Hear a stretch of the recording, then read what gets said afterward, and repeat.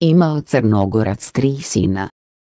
Pošalje on najstarijeg u Beograd, da zaradi pare.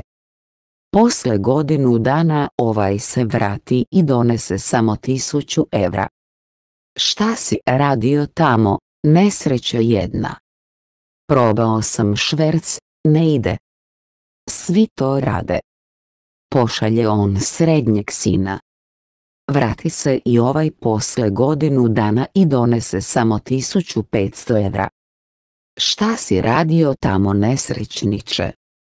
Probao sam da valjam travu, ali ne ide.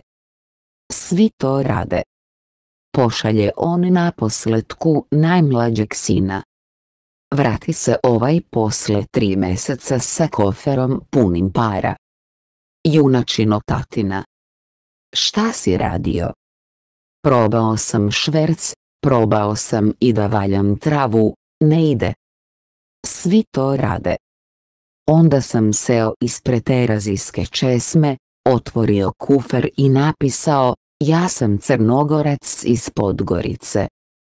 Vratio bih se kući, ali nemam para za kartu.